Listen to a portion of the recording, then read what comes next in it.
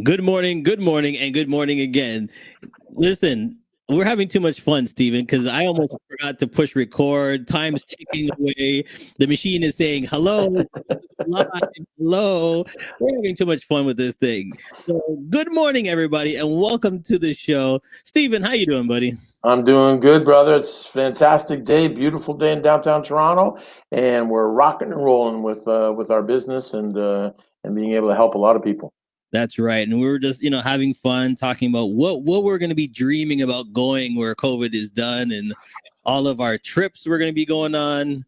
Yeah, I mean that's the COVID is a very serious thing, and I think that we're not beginning to understand, and we just have to get a handle on it. And I certainly sympathize with the authorities, and because really we don't know how to handle this thing, and they're doing the best they can. I know it's frustrating for a lot of people, frustrating for me. I'm dying to go on a holiday, but we just have to keep our distance, stay safe, wear our masks, and we'll get through this thing. Well, that's why this program that you're doing is so good, because now we're seeing a little bit more and a little bit more, while this program that you're doing is going to help tremendously. Yeah. So let's talk about that, and then please introduce our special guest. Well, I love doing these programs because we're talking about the SICK program, the Social Impact Challenge, and each time I get to bring one of our team members on to talk about it.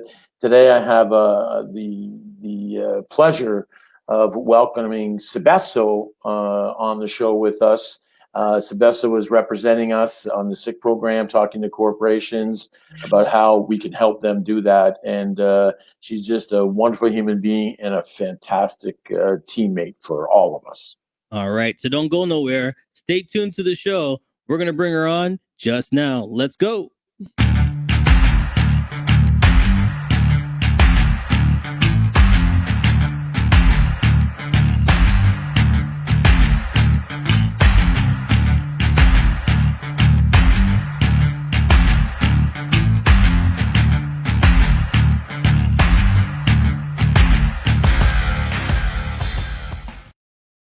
Ladies and gentlemen, please welcome to the show, Sibeso.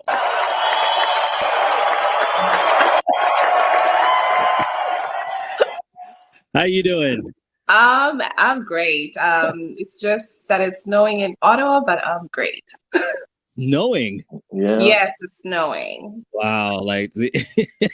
All right, Steven, you need to hurry up and get on this trip. Well, I didn't want to say anything, but it's beautiful in downtown Toronto. If you ever want to visit Canada from Ottawa, come on down. I got all the rest of Canada now all angry at me. Like this in Toronto people, they're so arrogant. Oh, my Lord. How you doing? You okay? I'm good.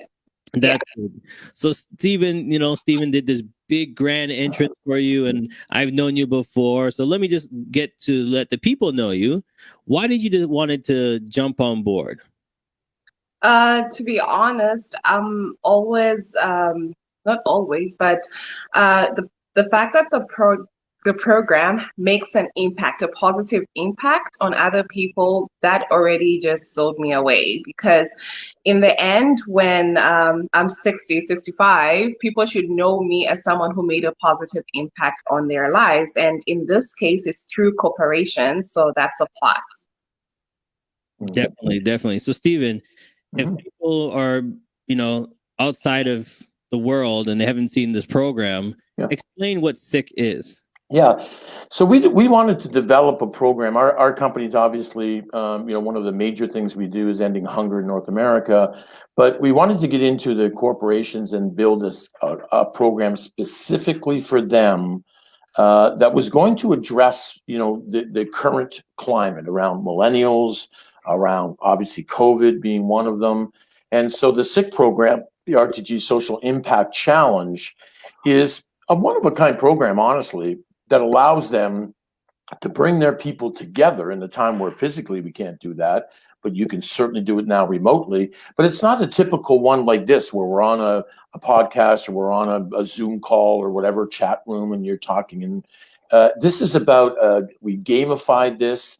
This is about making a social impact. through this program. This is about really partnering with the United Nations in all 17 Sustainable Development Goals, which is extremely important. And we really took a lot of time and effort to build this program and address almost all of the issues right now. Some of them that we found that were really flawed in the way companies were rolling out programs, team buildings and things like that, that were really unbeknownst to them, alienating some of their employees. Because one of the things we've discovered in all of our data and our testing and everything is that the young people, when they get really passionate about a cause, that's what they like to focus on. Not 17 of them, but like one. And so they get passionate about climate or racial injustice or whatever it may be, and that's what they focus on. So when you roll out programs that are not about that, they simply don't get engaged. So my advice to companies is, when you're being strategic, don't do something where you already know that it's going to be flawed, that you're not going to get 100% engagement. Right. And by the way, when I say that, Charles, I've had a lot of CEOs say to me, well, you're not really going to do programs where you get 100% engagement. Well, I disagree. If you make your all of your programs about the employees and not about you, like imagine a company saying, a couple of big ones, and I won't name names, but they've said, well, we've decided, literally that's how it started, we've decided that we're going to select these 6 SDGs, Sustainable Development Goals, that our company is going to focus on. And they got like 60,000 employees. And I said to them in the meeting, I said, well, good luck with that. That's a flawed strategy. But, and their CMO said, what do you mean it's a flawed strategy? I said, well, why would you build a program? Why'd you focus on 6 when there's 17 of them? Right. And you're going to have some of your 60,000 employees, some of them millennials, that simply are not interested in those 6, and they will not get engaged. And we can prove it. And even he said, wow, you know what? We never really thought about it. And he said to me, so what's the solution?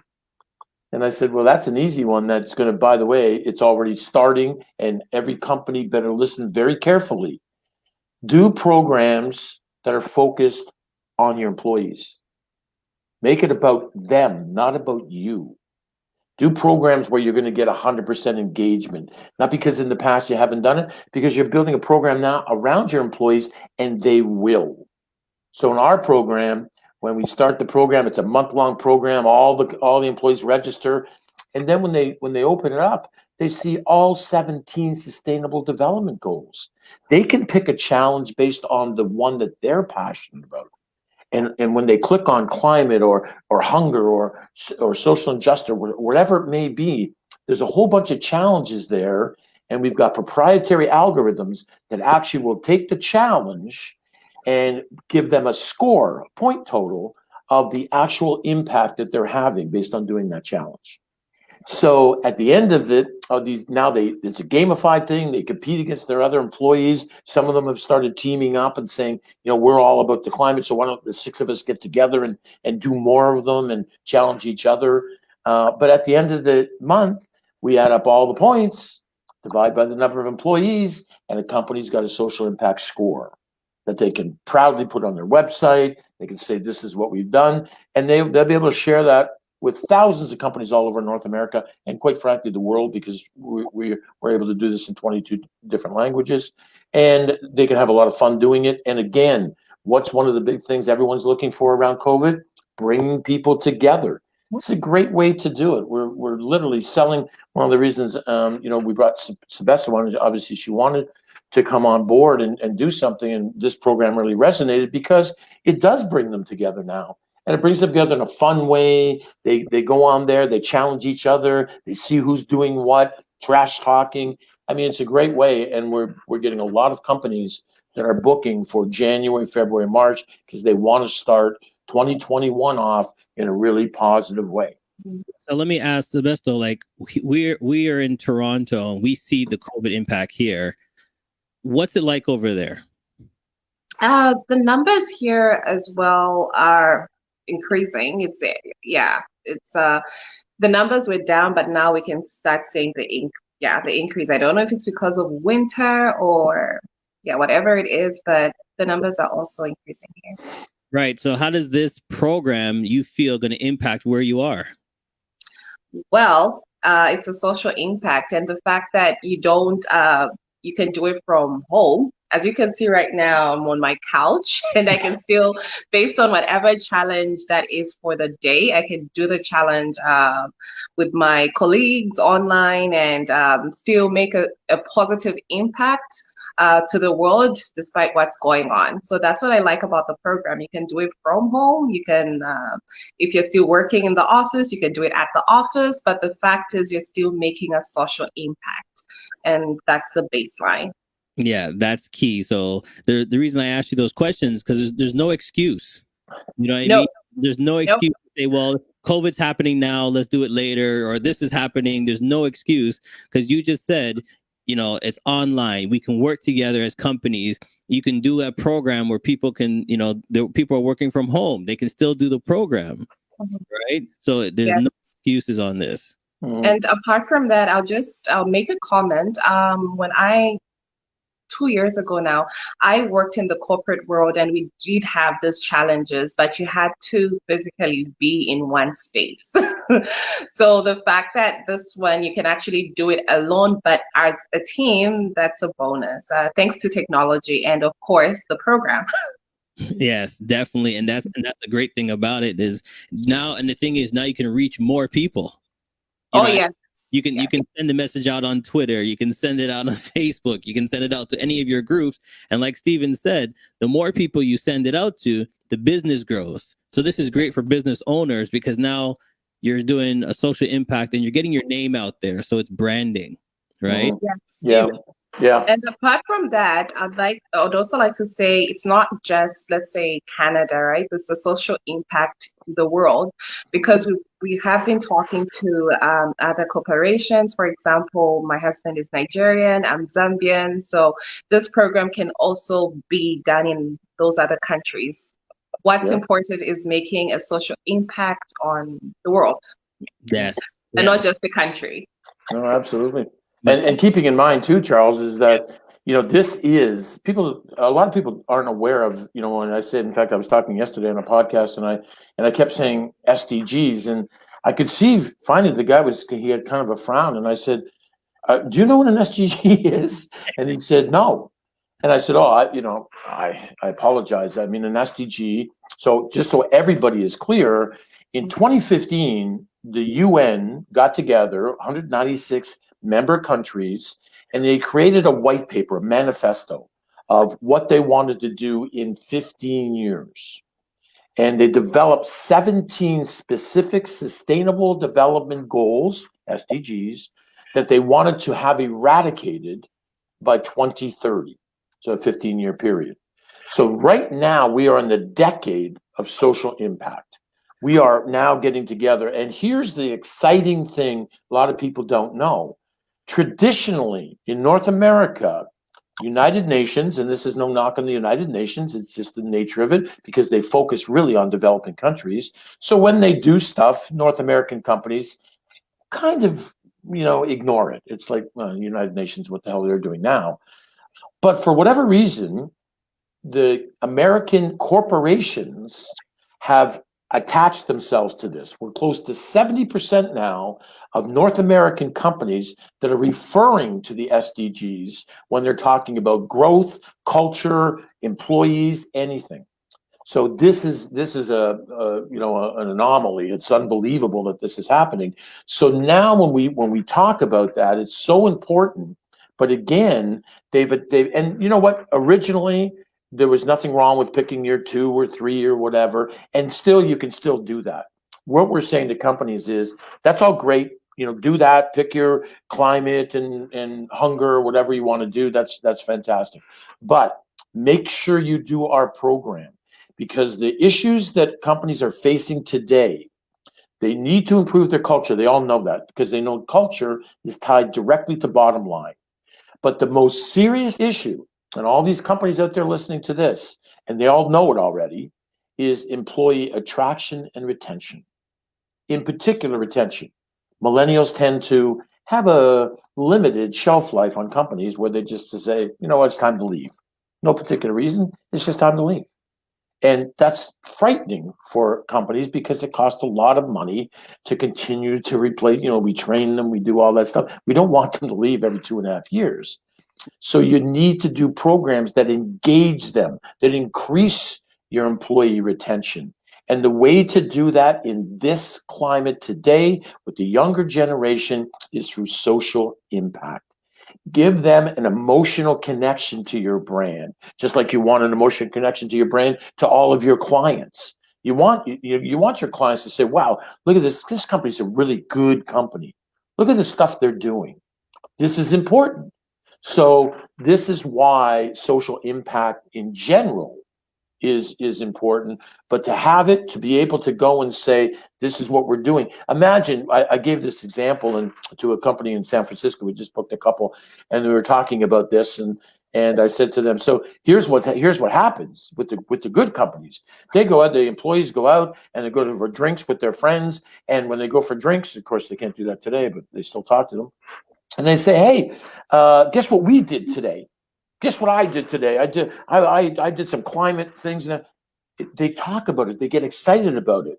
Now, there's other employees there that their companies aren't doing so good things, and they're like, wow, I wish my company was doing that, or maybe I should go work at that company. So it's really, really important today that we focus on, cultures obviously should always be important because culture is extremely important, but employee retention and attraction, really, really important. And this is what programs like this, and I like this particular one and other good things that you're doing, is so important in today's climate because the young people, both the millennials and the Zeds coming up, really, really focusing on. And imagine what we want 5 years from now, when the Zeds are all graduating at a university, and they're going and looking for jobs, and the company says to them, yeah, okay, you'd be a good fit. We'd love to hire you. And the Zed says, yeah, well, before we go there, what's your social impact score? That's what we want to see. Right. And then they've got it, right? So, yeah. Anyway. Listen, we're going to take a quick break, but when we come back, I want to talk about this right here. I think this is important. We talked about the millennials, but here, right there, everyone. It's a heartbeat. I want to put that in, and I want to talk about that when we come back. Stay tuned. RTG Group is a social enterprise. We substantially benefit and reward those who choose to do good. Our mandate in all of our programs is that everyone must win more than they put in. For more information, call 647-859-0126. We can do this together. Yeah.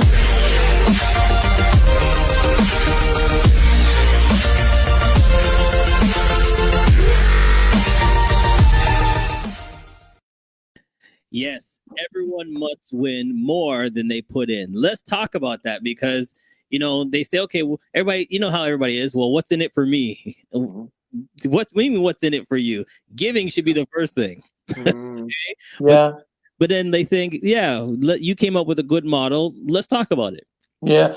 So, as a strategist, one of the key things always, whenever we're building any strategy for, any of my clients or that I used to have, obviously this is what I'm doing now, but anything, sustainability should always be the key. You don't want to do something and then, it's over and that's it. It's done. You put a lot of time and effort into these things.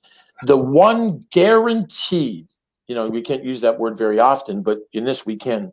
The guaranteed way, and this goes for anybody out there listening, guaranteed way to build a sustainable model or sustainable program is to make sure everybody wins more than they put in. Because as Nielsen told me when we actually hired them to figure out how long people would feed through our B2C program, they said, like, at least double what they would pay for a charity, because in your program, why would they stop? Everybody's winning more than they put in, so why would they stop? So the corporate model, our SIC program, the companies are winning big time. It's sustainable, that social impact score that they get, which they can improve on. One company said to me, can I redo this? I said, sure, you can redo it as, we give a 50% discount, redo it. He says, yeah, I can see us doing at least this every 6 months. We'll have new employees and everything like that, and we'll want to improve on the score. So we'll be, the employees will get more engaged. And he said, this is going to be every 6 months for us.